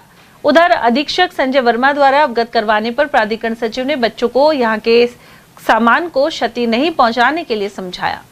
उन्होंने किशोरों को विधिक जागरूकता और निःशुल्क सहायता की जानकारी भी दी। इसके लिए लघु विधिक जागरूकता सत्र का आयोजन किया गया। जिला कांग्रेस कमेटी के अध्यक्ष योगेश मिश्रा ने कहा है कि SIR को 12 राज्यों में लागू किया जा रहा है, लेकिन राजस्थान में इसे लागू करने से पहले पंचायत चुनाव और नगर निगम चुनाव संपन्न कराए जाएं। उन्होंने आरोप लगाया कि प्रदेश सरकार ने राजस्थान में कोई चुनाव शेष नहीं होने की भ्रामक जानकारी भारतीय निर्वाचन आयोग को दी है, जबकि राजस्थान में निकाय और पंचायत चुनाव लंबित हैं। जिला अध्यक्ष मिश्रा ने आरोप लगाया कि डबल इंजन की सरकार फेल है और इसलिए पंचायत चुनाव एवं नगर निगम चुनाव से भाजपा की सरकार भाग रही है। सर, बिहार में जिस तरह SIR के बाद काफ़ी घमासान हुआ, अब भारतीय निर्वाचन आयोग करीबन 12 राज्यों में SIR करने जा रही है, राजस्थान भी उसमें शामिल है। अब जिला कांग्रेस कमेटी अध्यक्ष क्या कहना चाहिए? देखिए, राजस्थान में पंचायत चुनाव सिर पर है, नगर निकाय चुनाव सिर पर है, उनका कार्यकाल पूरा हो चुका, ड्यू है चुनाव। और SIR का ये नियम है कि जिस राज्य में चुनाव ड्यू हो वहाँ पहले चुनाव कराए, उसके बाद SIR कराए। लेकिन राजस्थान की भारतीय जनता पार्टी की सरकार ने चुनाव आयोग को गुमराह किया है और वहाँ लिख के दिया है कि यहाँ कोई चुनाव ड्यू नहीं है, जबकि पंचायतों के नगर निकायों के चुनाव राजस्थान में ड्यू है। सुप्रीम कोर्ट के भी यही आदेश है कि जहाँ चुनाव ड्यू है वहाँ पहले चुनाव कराए, फिर SIR कराए। अब ये लोग सरकार को गुमराह करना चाहते हैं, सरकार चुनाव आयोग को गुमराह करना चाहते हैं और चुनाव आयोग की आड़ में, SIR की आड़ में चुनाव को आगे खिसकाना चाहते हैं, क्योंकि ये लोग डरे हुए हैं। इनको पता है कि इनकी जमीन खिसक चुकी है। इस डबल इंजन की सरकार ने ना तो प्रदेश में कोई काम किया, ना देश में कोई काम किया, इसलिए लोग पंचायत चुनाव कराने से, नगर निगम चुनाव कराने से डर रहे हैं और इसलिए SIR का बहाना लेकर के झूठा हलफनामा वहाँ दिया है, लिखित में झूठा लिख कर दिया है कि चुनाव ड्यू नहीं है, जबकि राजस्थान में चुनाव ड्यू है। अब कभी इनके मंत्री क्या बयान देते हैं, कभी क्या बयान देते हैं। अब 2 दिन से कह रहे हैं भाई फरवरी के बाद चुनाव कराएंगे। तो ये इनकी चाल, चरित्र और चेहरा है ना जो भारतीय जनता पार्टी की सरकार का, वो एक जैसा नहीं है। जब जनता के सामने इनकी पोल खुल चुकी, इसलिए देश को और प्रदेश को दोनों को गुमराह कर रहे हैं। राष्ट्रीय शैक्षिक महासंघ का प्रतिनिधि मंडल उप मुख्यमंत्री एवं उच्च शिक्षा मंत्री डॉक्टर प्रेमचंद बैरवा से मिला। प्रदेश उपाध्यक्ष डॉक्टर कर्मवीर सिंह ने जानकारी दी। उन्होंने बताया कि इस दौरान प्राचार्य पद पर पदोन्नति के लिए DPC और UGC रेगुलेशंस के अनुसार शिथिलता देने पर जोर दिया गया। साथ ही इसके बाद लाभान्वित शिक्षकों को रिव्यू DPC आदि शीघ्र करवाने की मांग की गई। वहीं प्रदेश के सभी विश्वविद्यालयों में CAS की प्रक्रिया भी शीघ्र करवाने की मांग उठाई है। उच्च शिक्षा मंत्री ने इन समस्याओं के शीघ्र समाधान का आश्वासन दिया है। शिक्षा विभाग की ओर से अध्यापकों को हेल्थ एवं वेलनेस प्रशिक्षण दिया जा रहा है। अलवर के नजर बगीची स्थित शिविर स्थल पर करीब 50 अध्यापकों को ट्रेनिंग दी जा रही है। यह 4 दिवसीय प्रशिक्षण 31 अक्टूबर तक चलेगा। यहाँ मौजूद प्रेम शर्मा एवं रमाकांत शर्मा ने बताया कि भावनात्मक कल्याण और मानसिक स्वास्थ्य पारस्परिक संबंध, जेंडर समानता, पोषण, स्वास्थ्य और स्वच्छता सहित स्वस्थ जीवन शैली पर विस्तार से चर्चा की गई। इस प्रशिक्षण के माध्यम से शिक्षक बच्चों में एक स्वस्थ वातावरण का निर्माण कर सकेंगे। मैं प्रेम शर्मा, व्याख्याता, राजकीय उच्च माध्यमिक विद्यालय खोड़ा करमाली, रामगढ़ ब्लॉक से आता हूँ। SHWP school health and wellness programme के तहत आज 4 दिवसीय प्रशिक्षण का यह तीसरा दिन है। नज़र बगीची में टाइट के तत्वावधान में यह ट्रेनिंग आयोजित की जा रही है। SRG के तौर पर, स्टेट रिसोर्स जो ग्रुप होता है उसके तौर पर मैं प्रेम शर्मा और राजू यादव जी यहाँ बतौर RP इस ट्रेनिंग में हैं। आयुष्मान भारत योजना के साथ कोलैबोरेटेड यह ट्रेनिंग है और ट्रेनिंग में यह सुनिश्चित करने के लिए, राज्य सरकार ने यह सुनिश्चित करने के लिए कि देश का मुस्तकबिल स्कूलों में तैयार होता है। तो देश की हेल्थ के लिए यदि बात करनी है तो बहुत बड़े स्टेक होल्डर स्कूलों में हैं बच्चे। तो बच्चों का शारीरिक स्वास्थ्य, बच्चों का मानसिक स्वास्थ्य, बच्चों का इमोशनल हेल्थ, बच्चों का भावात्मक विकास, सोसाइटी में मूल्यपरक वो नागरिक कैसे बने, अपने रिश्तों में वो सामंजस्य कैसे रखें, अपने जीवन की गुणवत्ता को वो कैसे सुधारें। सरकार का और मनीषियों का, हमारी पॉलिसी मेकर्स का ये मानना है कि जब एक बालक स्वस्थ होगा तो उस बालक से एक नागरिक स्वस्थ होगा और बहुत सारे ऐसे स्वस्थ नागरिकों से ही यह समाज बनेगा, यह राष्ट्र बनेगा, इस देश का भविष्य तय होगा। तो इस क्रम में आज तीसरा दिन है। 11 मॉड्यूल हमें दिए गए हैं। 11 मॉड्यूल में से 6 मॉड्यूल हम कंप्लीट कर चुके हैं। आज से 7वें मॉड्यूल पर हम बात करेंगे। बहुत संक्षिप्त में मैं बताना चाहूँगा। सबसे पहला मॉड्यूल स्वस्थ बढ़ना, कि बच्चा एक अच्छे एटमॉस्फेयर में स्कूल में उसकी ब्रिंगिंग अप कैसे हो। देखिए, ये जो प्रशिक्षण है अपना 4 दिवसीय, जो जिला शिक्षा प्रशिक्षण संस्थान के DRU प्रभाग द्वारा आयोजित करवाया जा रहा है, 28 तारीख से प्रारंभ हुआ है और कल 31 तारीख तक ये रहेगा। इसमें ख़ासतौर से स्कूल हेल्थ को लेकर के चीज़ें डिस्कस की जा रही हैं।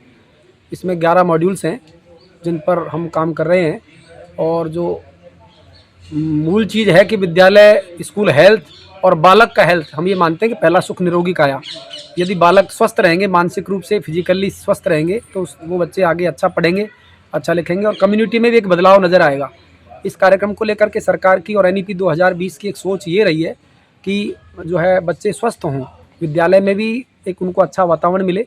तो उसके लिए उन्होंने कुछ एक अलग तरह का कार्यक्रम यहाँ, हालांकि हम उसको सिलेबस के रूप में भी पढ़ते हैं, लेकिन एक अलग प्रशिक्षण के रूप में टीचर्स को हम यहाँ करवा रहे हैं, जिसमें 6 से 8 का एक शिक्षक प्रत्येक विद्यालय से आएगा, इसका एक प्रभारी होगा, और 9 से 12 का एक शिक्षक होगा। इस तरह से हमारे 6 से 12 तक के, चूँकि अब इसमें विभिन्न मुद्दों को लेकर के विभिन्न हमारे मॉड्यूल्स हैं, जैसे किशोर अवस्था का एक अलग मॉड्यूल है और ख़ास तौर से हमारे पास टीन एजर्स बच्चे रहते हैं 6 से 12 में, तो उनकी कुछ समस्याएं होती हैं, तो उनको हम कैसे मदद करें, कैसे उनको दिक्कतें नहीं आएँ, कैसे खेल खेल में या कैसे अपने स्वास्थ्य को मेंटेन रख पाएँ, उन तमाम चीज़ों पर यहाँ डिस्कस होने वाला है।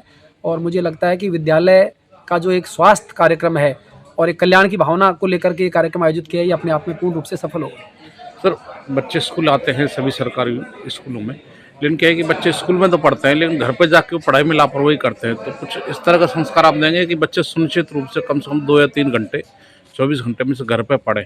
अगर घर पे बच्चे पढ़ेंगे तो कंप्लीट पढ़ के आएंगे और दूसरी बात होमवर्क प्रॉपर कराएंगे और पढ़ाई से नियमितता बनी रहेगी बच्चों की और लापरवाही नहीं होगी और एक अच्छे संस्कार बच्चों को दें जो उनका व्यवहार भी अच्छा और अच्छे नागरिक बने। इस दिशा में भी कुछ काम किया जा रहा है। बहुत अच्छा सवाल है सर आपका। देखिए, ये बहुत ही आपका बेहतर सवाल है कम्युनिटी का और हमारे शिक्षण व्यवस्था से जुड़ा हुआ। मैं इसमें ये कहना चाहूँगा कि अभी सरकार के तो बहुत सारी योजनाएं हैं और ख़ासतौर से इसी चीज़ पर फोकस है। और यहाँ वक्त एक छोटे से ब्रेक का, आप देखते रहिए ATL TV। आपके घर के सेफ में, बैंक के वॉल्ट में, ड्रेसर के ड्रॉअर में, एक ऐसी चीज है जो इंडिया को स्ट्रॉन्गर बना सकता है, आपका पुराना सोना। तो इस दिवाली क्यों ना उसे ही एक्सचेंज करके नई ज्वेलरी खरीदे। भारत का ऑलमोस्ट सारा सोना इंपोर्ट होता है लेकिन अगर आप पुराना सोना एक्सचेंज करेंगे तो इंपोर्ट नहीं करना पड़ेगा, जिससे अपना देश स्ट्रॉन्गर बनेगा, है ना? आपका पुराना सोना तनिष्क में एक्सचेंज करें और बनाए भारत को और भी सुनहरा। रिवाज रिसोर्ट। हमारे यहाँ जन्मदिन पार्टी, किटी पार्टी, रिसेप्शन, सगाई, शादी पार्टी एवं सम्मेलन के लिए विशाल lawn, crystal banquet, gem ball room, 25 कमरे एवं शानदार पार्किंग व्यवस्था है। इसके अलावा हमारे यहाँ कोरल रेस्टोरेंट है, जहां आप पैन एशियाई भोजन का आनंद ले सकते हैं।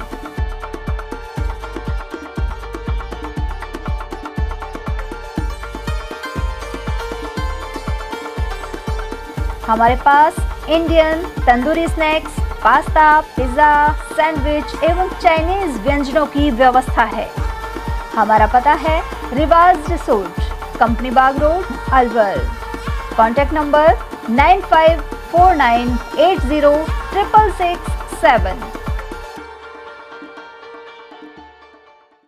फर्नीचर की दुनिया में जाना माना नाम स्लीपवेल के अधिकृत विक्रेता राहुल इंडस्ट्रीज, घोड़ापेट चौराहा, अलवर। 36 वर्षों से लगातार आपकी सेवा में। हमारे यहाँ सागवान के double bed, dressing table, covered सोफे, सेंटर टेबल, स्लीपवेल एवं आरब कंपनी के ब्रांडेड गद्दे गारंटी के साथ उपलब्ध हैं।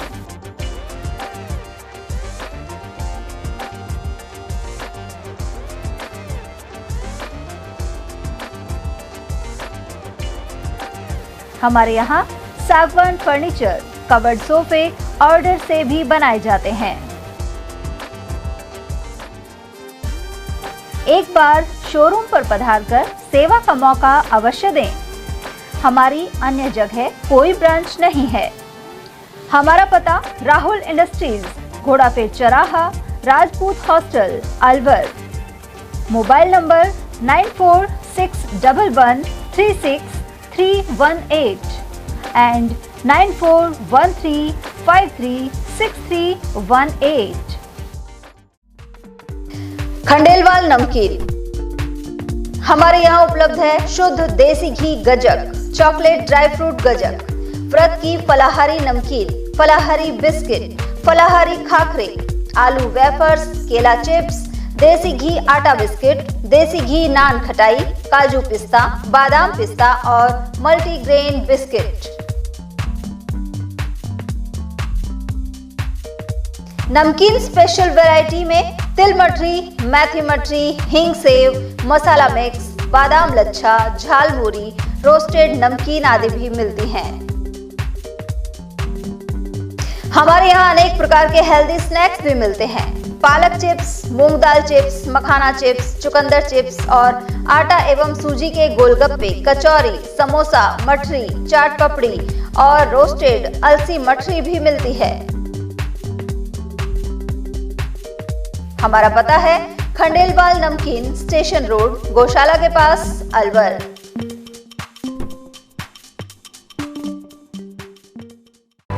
कामयाबी उन्हीं को मिलती है जो हर दिन मेहनत को अपनी आदत बना लेते हैं। सपनों को उड़ान देने वाला, ताजगी और स्वाद से जुड़ी सेहत का वादा। क्योंकि मेरा काम सिर्फ खाने को स्वादिष्ट बनाना नहीं, बल्कि पूरे घर को मजबूत बनाना है। इसलिए मेरा भरोसा है चांसलर सोयाबीन रिफाइंड ऑयल, जो रखे कोलेस्ट्रॉल को संतुलित और बनाए आपकी हड्डियों को और भी मजबूत। इसके हर निवाले में है मेरा विश्वास, स्वाद और अपनेपन से भरा, जो पूरे परिवार को एक साथ जोड़ता है।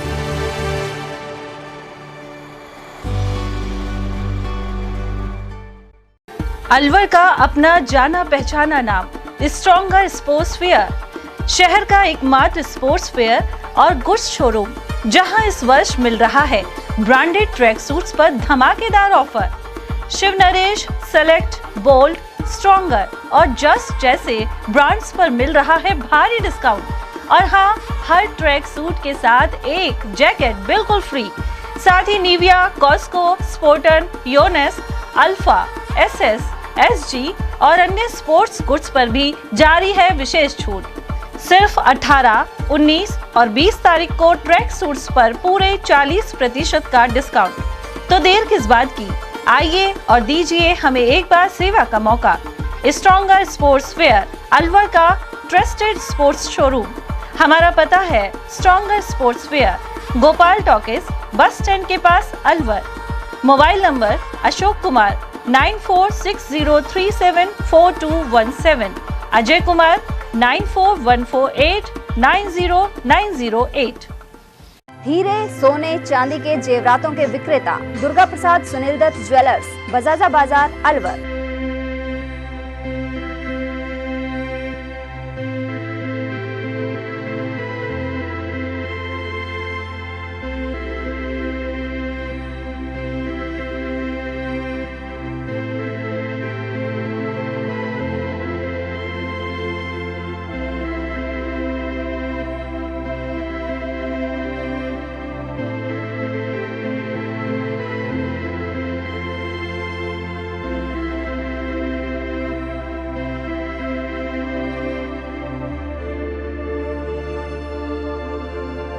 हीरे, सोने, चांदी के जेवरातों के विक्रेता दुर्गा प्रसाद सुनील दत्त ज्वेलर्स, बजाजा बाजार, Alwar. Phone number 0144233853 and 2338663। Furniture का 32 साल पुराना जाना माना नाम Rahul decor.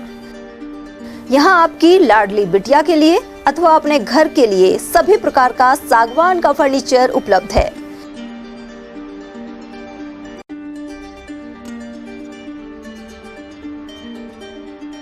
Double bed, dressing table, sofa set, सागवान एवं कपड़े वाले तथा सेंटर टेबल, भट्टी कलर, स्टील अलमारी, ब्रांडेड एवं सॉफ्टी फोम के गद्दे आपकी नाप तोल से बनाए जाते हैं।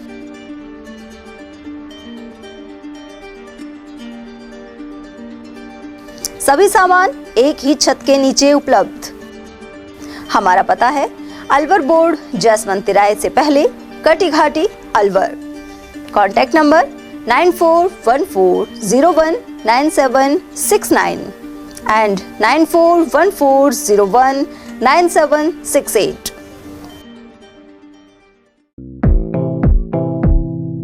Doctor Shroff charity eye hospital Alwar द्वारा दी जाने वाली सुविधाएं जैसे RGHS, ESHS, TPA।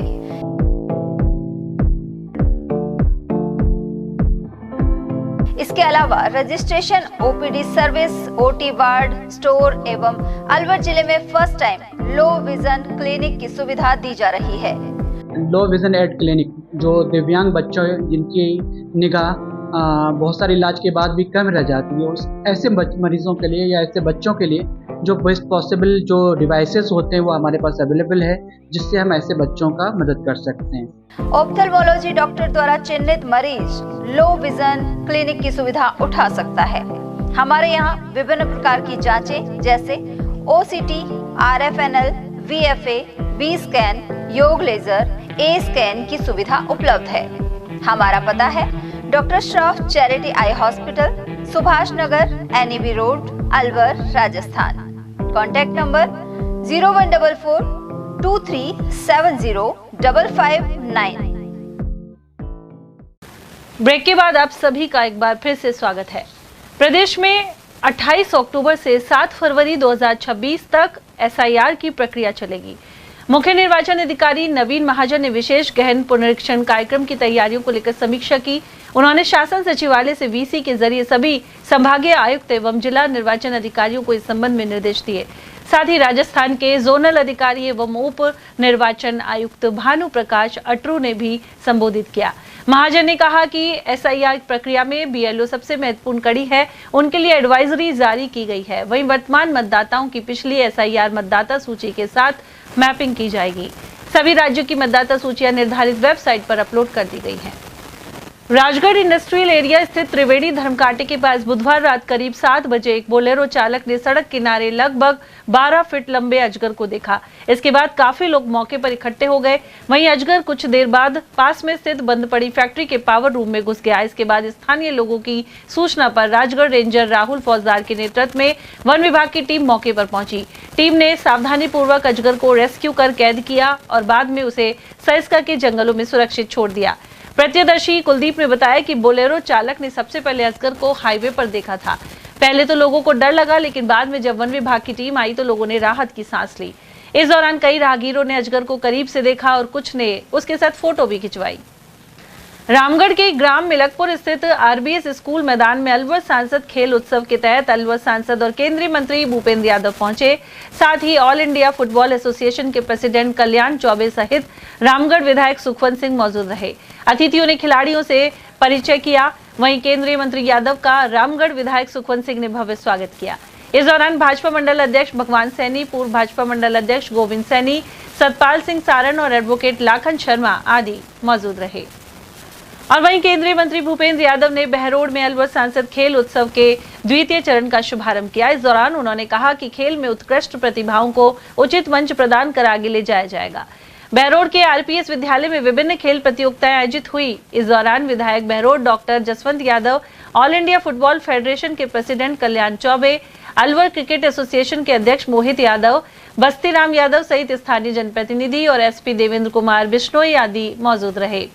इस दौरान खो खो, वॉलीबॉल, बास्केटबॉल, रस्साकशी, कबड्डी और कुश्ती की स्पर्धाएं हो रही हैं। केंद्रीय मंत्री यादव ने कहा कि खेल मंत्री मनसुख मांडविया ने अलवर दौरे के दौरान हॉकी के एस्ट्रो टर्फ मैदान की स्वीकृति दी थी। साथ ही लंबे समय से चली आ रही सिंथेटिक ट्रैक की मांग भी पूरी की गई है। उन्होंने कहा कि सोता नाला में एसटीपी और सीटीपी की समस्या को मद्देनजर रखते हुए भूमि का चिन्हीकरण कर लिया है, जिससे यहाँ की जमीन में प्रदूषण नहीं हो। उधर विधायक डॉक्टर जसवंत यादव ने कहा कि शिक्षा के साथ ही बच्चों के सर्वांगीण विकास के लिए खेल भी आवश्यक हैं। ग्राम शहदका में संत शोभानाथ महाराज के सानिध्य में 13 बेटियों का सर्वजातीय सामूहिक विवाह समारोह आयोजित होगा। श्री दुर्बलनाथ मानव सेवा समिति की ओर से कार्यक्रम किया जाएगा। जरूरतमंद परिवार की इन बेटियों के विवाह में भामाशाहों ने खुलकर सहयोग किया है। वहीं 2 नवंबर के कार्यक्रम को लेकर हुई तैयारी बैठक में राजेंद्र बसवाल, प्रकाश नवारिया, चेतराम किराड़, सीताराम परेवा, विनोद राजौरा आदि उपस्थित रहे। अकबरपुर कस्बे में कार्तिक स्नान करने वाली महिलाओं ने गोपाष्टमी के अवसर पर गौ माता की पूजा अर्चना की। साथ ही क्षेत्र में सुख समृद्धि के लिए कामना की गई। गौरतलब है कि कार्तिक मास के दौरान प्रतिदिन महिलाएं लोहाटी मोहल्ले के ठाकुर जी मंदिर में स्नान कर पूजा करती हैं। वहीं गोपाष्टमी पर गायों का श्रृंगार भी किया गया। साथ ही दीपदान का कार्यक्रम भी रखा गया। जो कार्तिक मास को स्नान कर रहे हैं और सुबह 3 बजे से स्नान करके 5 बजे मंदिर में आ जाते हैं और कार्तिक की पूजा करते हैं। कितने दिन तक चले? 1 महीने। और कब समापन हो, कब होगा ये पूर्णमासी के दिन तो पूरा हो जाएगा और जो पड़वा आएगी ना, जब अन्नकूट का भोग लगा के पूरा हो जाएगा। पृथ्वीपुरा ग्राम पंचायत में बुधवार रात्रि को अज्ञात चोरों ने सिंगल फेस का विद्युत ट्रांसफार्मर चुरा लिया। इससे पहले भी एक ट्रांसफार्मर चोरी हो चुका है। पृथ्वीपुरा के जोहड़ा मोहल्ले के करीब 15 घरों के कनेक्शन का इस ट्रांसफार्मर से जुड़े हुए हैं और ऐसे में बिजली की समस्या पैदा हो सकती है। पंचायत प्रशासक तुलसीदास नावलिया ने बताया कि बुधवार रात्रि को एक घटना सामने आई। उधर विद्युत निगम अधिकारियों से कहकर मामला दर्ज करवाया गया है। साथ ही दूसरा ट्रांसफार्मर लगवाया जाएगा। सिंगल फेस ट्रांसफार्मर 1 महीना पहले भी जस्ट पावर हाउस के सामने चोरी हो गया था। वहां से चोर के लोग और बाग के पास में डाल गए थे उसको। आज भी रात को जोड़ा मोहल्ले पे से कान सिंह जी नरूका, जो हमारे भारतीय जनता पार्टी के नेता हैं, उनके घर के पास से रात को चोर चोरी करके, और हमारे सिरिया मीना है उनके वहाँ उसको पटक गए और उसके माल काट गए। पहले भी हमने थाने में बिजली विभाग ने दर्ज कराई रिपोर्ट और अब भी बिजली विभाग से कहा है कि वे सख्ती से रिपोर्ट दर्ज कराए। हम थानेदार जी से भी मिले कि ये चोरी है जो गलत है, इस चोरी के खिलाफ है हम, और इसमें हम अवश्य कार्रवाई करवाएंगे, इसकी जांच करवाएंगे ताकि दोबारा चोरी ना हो। और अब खबर बड़ौदा मेव से, जहां कस्बे स्थित गौशाला पर गुरुवार को महिला मंडल की सदस्यों द्वारा गोपाष्टमी पर पूजन किया गया। महिला मंडल की अध्यक्ष इंदिरा मित्तल ने बताया कि यहां बड़ी संख्या में महिलाएं पहुंची, वहीं प्रसाद वितरण भी हुआ। इस अवसर पर सुमन मित्तल, मनीषा भारद्वाज, चमेली साहू, शिला, प्रेमलता बंसल और ममता आदि की मौजूदगी रही। खैरतल नई अनाज मंडी के ग्राउंड में अस्थायी प्याज मंडी में गुरुवार को 10,000 कट्टों की आवक हुई। व्यापारी निकेश यादव ने बताया कि प्याज के थोक दाम 5 से 15 रुपए किलो चल रहे हैं। उधर एक काश्तकार ने कहा कि सही दाम नहीं मिलने से भारी नुकसान हो रहा है। वहीं व्यापारी नथुमल रामानी ने बताया कि आगामी समय में प्याज की आवक जोर पकड़ेगी। खैरतल के नवोदय विद्यालय परिसर में केंद्रीय मंत्री भूपेंद्र यादव ने गुरुवार को अलवर सांसद खेल उत्सव का शुभारंभ किया। इस अवसर पर उन्होंने कहा कि खेल न केवल शरीर को स्वस्थ रखते हैं बल्कि मन और आत्मविश्वास को भी मजबूत बनाते हैं। यहाँ खो-खो, दौड़, कुश्ती, रस्साकशी जैसी विभिन्न प्रतियोगिताओं का आयोजन किया जा रहा है। उन्होंने यह भी घोषणा की कि जिले में खेलों को बढ़ावा देने के लिए एक बड़ा खेल स्टेडियम बनाया जाएगा। इस अवसर पर जिला कलेक्टर किशोर कुमार, पुलिस अधीक्षक मनीष चौधरी, पूर्व विधायक रामहित सिंह यादव, भाजपा अलवर उत्तर जिला अध्यक्ष महासिंह चौधरी और जिला प्रमुख बलवीर सिंह छिल्लर आदि मौजूद रहे। विधानसभा को बधाई देना चाहूँगा कि आपका रजिस्ट्रेशन नंबर 1 पे रहा। 10,000 से ज़्यादा रजिस्ट्रेशन खैरतल का रहा। दूसरा, हम लगातार यहाँ के विकास के लिए आपके साथ लगे रहेंगे। अभी दोनों फ्लाईओवर का और बाईपास का 50-50 करोड़ का टेंडर निकल गया है। जो स्टेशन है वो भी जल्दी उसका नवनिर्माण पूरा हो जाएगा। और बात भिवाड़ी की, जहां बस स्टैंड पर गुरुवार सुबह 4 बजे भीषण आग में निजी बस जलकर खाक हो गई है। इस बस में अचानक आग लग गई। गनीमत रही कि बस में उस समय कोई यात्री, ड्राइवर या कंडक्टर मौजूद नहीं थे। सूचना मिलते ही नगर परिषद की दमकल गाड़ी मौके पर पहुंची और करीब 1 घंटे की मशक्कत के बाद आग पर काबू पा गया। दमकल अधिकारी नरेश कुमार मीणा ने इस बारे में जानकारी दी। फिलहाल आग लगने के कारणों की जांच की जा रही है। यही एक स्लीपर बस थी जो कि अभी बस स्टैंड पर खड़ी हुई थी और लगभग 4:30 बजे हमारे पास आगे सूचना आई, जिसको हमने बिना जनहानि के आपको बचा लिया। कोई जनहानि नहीं हुई सर? कोई जनहानि नहीं हुई इसमें। बस का लगने का कोई कारण है सर? इसमें नॉर्मली शॉर्ट सर्किट होता है, क्योंकि जो वायरिंग होती है उनमें अर्थिंग होती है गाड़ी के अंदर, और अर्थिंग जब फॉल्ट हो जाती है तो उसमें ऑटोमेटिक खड़ी गाड़ी में भी आग हो सकती है। लौह पुरुष सरदार वल्लभ भाई पटेल की 150वीं जयंती के उपलक्ष्य में 31 अक्टूबर को राष्ट्रीय एकता दिवस मनाया जाएगा। इसी क्रम में अलवर पुलिस द्वारा रन फॉर यूनिटी का आयोजन किया जा रहा है। एडिशनल एसपी शरण कामले ने बताया कि इस आयोजन का उद्देश्य पुलिस और नागरिकों के बीच एकता और सद्भाव को सुदृढ़ करना है। यह दौड़ 31 अक्टूबर की सुबह 6:30 बजे जयपल्टन से प्रारंभ होकर गायत्री मंदिर रोड होते हुए पुलिस लाइन परेड ग्राउंड पहुंचेगी। इसी प्रकार सभी थाना क्षेत्रों में भी एकता दौड़ आयोजित होगी। कल 31 अक्टूबर 2025 को run for unity Alwar police के द्वारा आयोजित कराई जाएगी, जिसमें हर थाना पे जो है वो रन फॉर यूनिटी आयोजित कराई जाएगी, जिसमें CLG मेंबर्स, पुलिस मित्र और जो भी कम्युनिटी मेंबर्स है वो सब उसमें पार्टिसिपेट करेंगे। साथ ही ये जो जिला स्तरीय पुलिस की जो दौड़ है रन फॉर यूनिटी है वो 6:30 बजे जयपल्टन के यहाँ नियर पुलिस लाइन आयोजित कराई जाएगी, जहां से लगभग 1 किलोमीटर का रास्ता है। गायत्री मंदिर होते हुए परेड ग्राउंड जो है पुलिस लाइन का वहाँ खत्म होगी। साथ ही जो शपथ है वो शपथ भी इसमें दिलाई जाएगी। और मेरी सभी से अपील है कि जितने भी CLG मेंबर्स है, पुलिस मित्र है और जो कम्युनिटी मेंबर्स है वो आए और इसमें शामिल हो। और चलते चलते एक बार फिर से नजर डालेंगे हम आज की हेडलाइंस पर।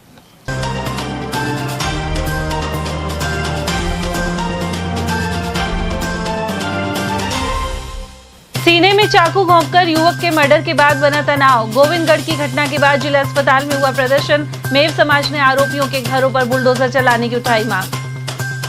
किशनगढ़वास में युवक को किडनैप कर मारपीट कर की हत्या, वहीं गोली मारकर मर्डर के मामले में 2 बदमाशों को हुई उम्र कैद। टक्कर मारकर गिराने के बाद बाइक सवार से छीने 3.25 लाख। राजगढ़ क्षेत्र के अलेवर धाम की है घटना। और सांसद खेल उत्सव में स्पर्धाओं का चला दौर। वहीं सरदार पटेल की 150वीं जयंती पर किया यूनिटी कार्यक्रम। मंत्री भूपेंद्र यादव और संजय शर्मा हुए शरीक। इसी के साथ खबरों में आज इतना ही। दीजिए अर्चना जैन को इजाजत। नमस्कार।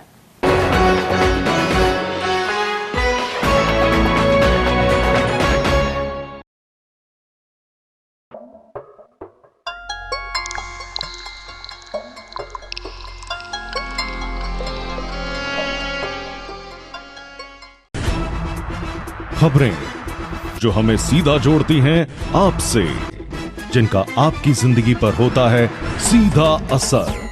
खबर का मतलब है एक भरोसा, और आपका भरोसा है हमारी जिम्मेदारी। ATL TV, भरोसा अलवर का।